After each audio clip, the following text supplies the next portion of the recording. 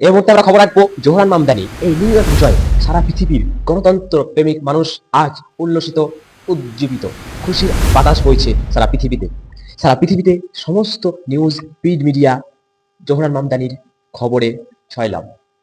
Twitter সারা দিন ধরে লাগাতার ট্রেন্ড করে চলেছে সারা পৃথিবীর সমস্ত দেশে। এ এক নজিরবিহীন ঘটনা।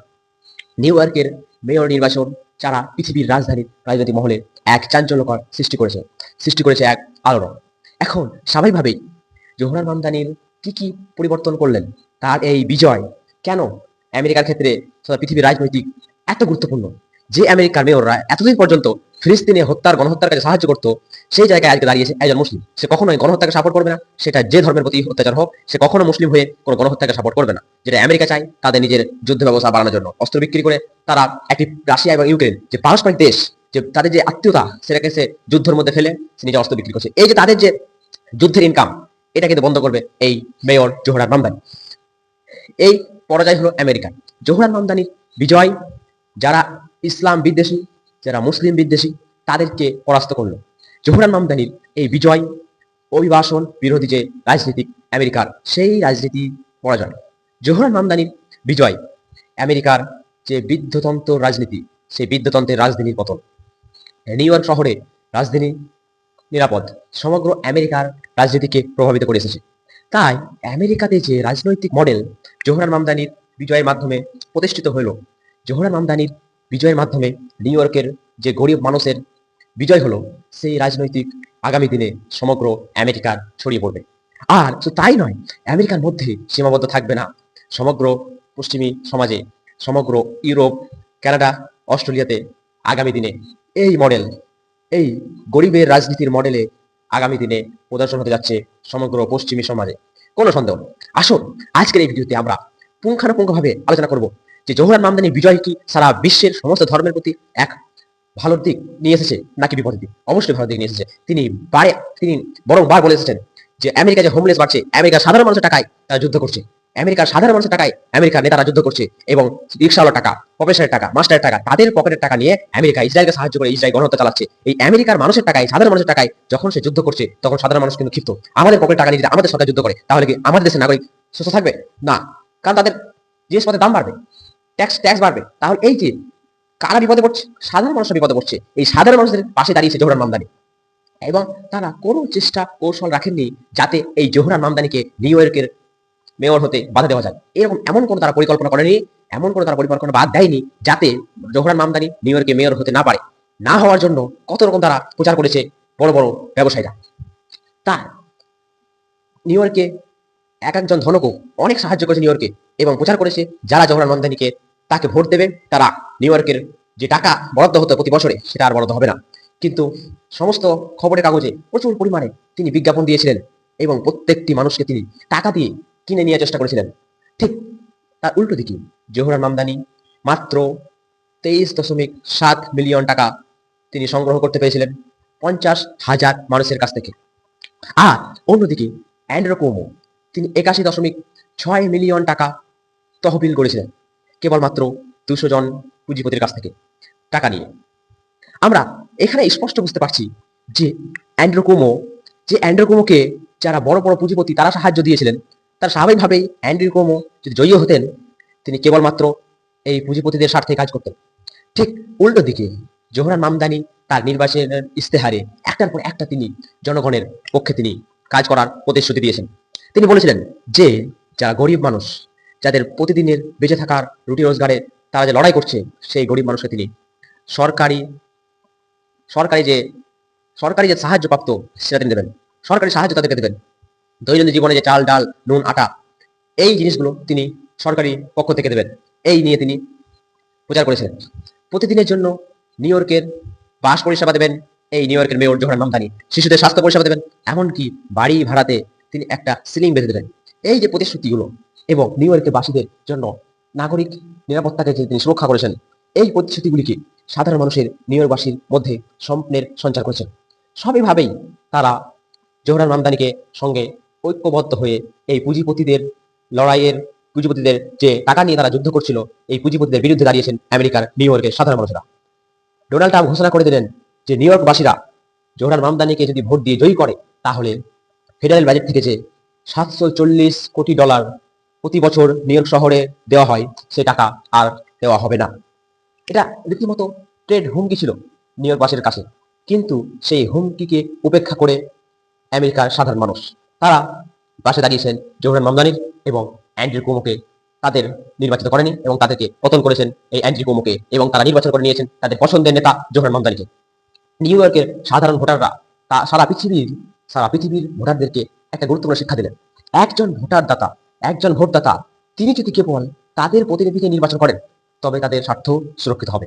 অন্যথা তারা যদি ভুল করে ধনী প্রতিনিধিকে, পুঁজিপতিকে যদি ভোট দিয়ে জয়ী করেন, তাহলে আগামী দিনের আমেরিকার ভবিষ্যৎ প্রচন্ড হোমলেস বাড়বে, খাদ্যের অভাব দেখা যাবে, স্বাস্থ্য পরিষেবা বন্ধ হয়ে যাবে, কারণ তাদের টাকা নিয়ে যুদ্ধ করছে।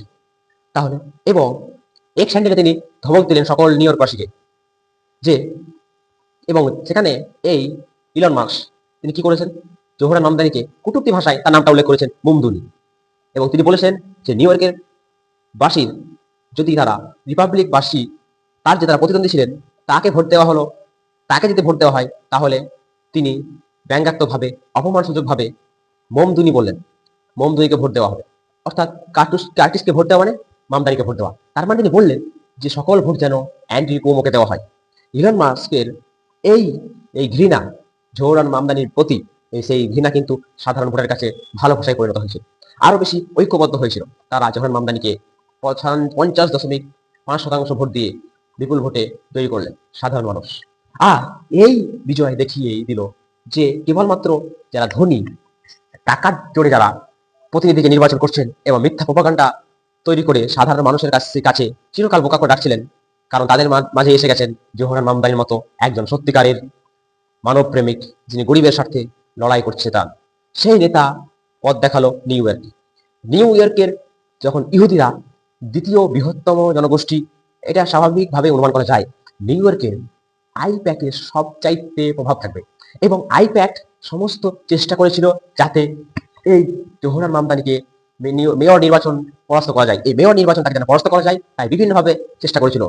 জোহরান মামদানি সেই ব্যক্তি যিনি প্রকাশ্যে ঘোষণা করেছিলেন যে ইসরায়েলের প্রধানমন্ত্রী বেঞ্জামিন নেতানিয়াহু যদি নিউ ইয়র্ক শহরে আসে, আইসিসি নিয়ম মোতাবেক তাকে গ্রেপ্তার করা হবে। প্রকাশ্যে হুমকি দিয়েছিলেন একজন সামান্য মেয়র।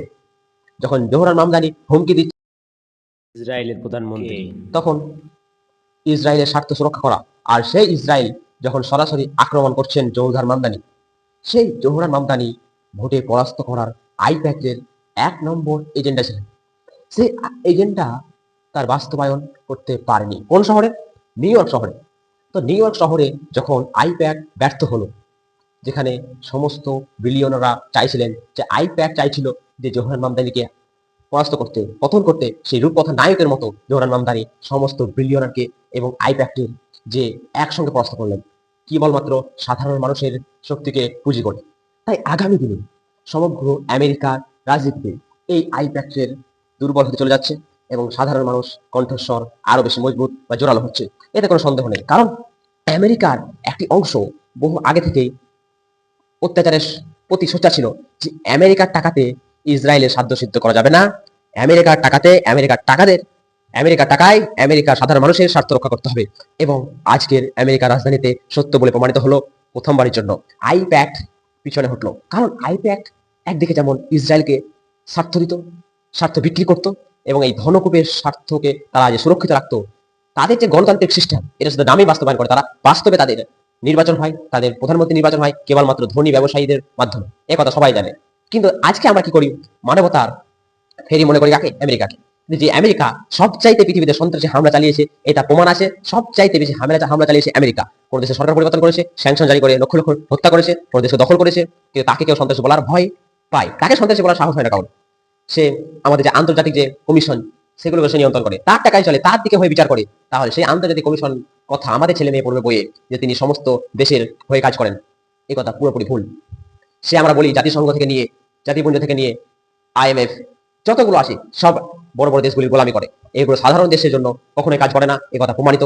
এবং তারা শুধুমাত্র ধনী দেশগুলির টাকাতে তাদের বেতন চলে, তারা কাদের কাজ করবে কথা আমাদেরকে পরিষ্কারভাবে ধারণা রাখতে হবে। তাই আমাদেরকে ওই জাতিপুঞ্জের যে 6টি স্তর সাধারণ সভা থেকে নিয়ে প্রত্যেকটি আমেরিকার গোলামি করে, তাই তারা কখনো ফিলিস্তিনকে, ইসরায়েলকে স্যাংশন জারি করতে পারলো না, বরং ইসরায়েলের কোনো যখন অলিম্পিকে খেলার জন্য ইসরায়েলের কোনো ছাত্ররা, ইসরায়েলের কোনো মানুষরা যাচ্ছে ইন্দোনেশিয়াতে, তখন ইন্দোনেশিয়া যখন নিজের জাতীয় স্বার্থ রক্ষার জন্য তাদেরকে নিষেধ করে দিল, তখন ওই ইন্টারন্যাশনাল আন্তর্জাতিক তারা স্যাংশন জারি করলো ইন্দোনেশিয়ার উপর।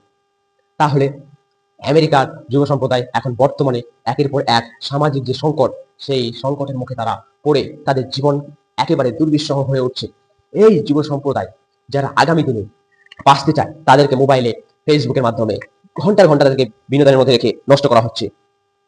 তারা এমন একটা পরিবেশের মধ্যে চলে যাবে যখন তাদেরকে আর নিয়ন্ত্রণ করা যাবে না, কারণ তাদের মধ্যে সবকিছু ফ্রি করে দেওয়া হয়েছে। তাই এই জোহরান মামদানি একটি সমস্যা তাদের বাস্তব সমাধানের পথ খুঁজে বার করছেন, এবং তাদের আগামী দিনে এই যুব সমাজ একটি শান্তিপূর্ণ সামাজিক জীবন উপভোগ করতে পারে এবং সঠিক সমাধান দিচ্ছেন।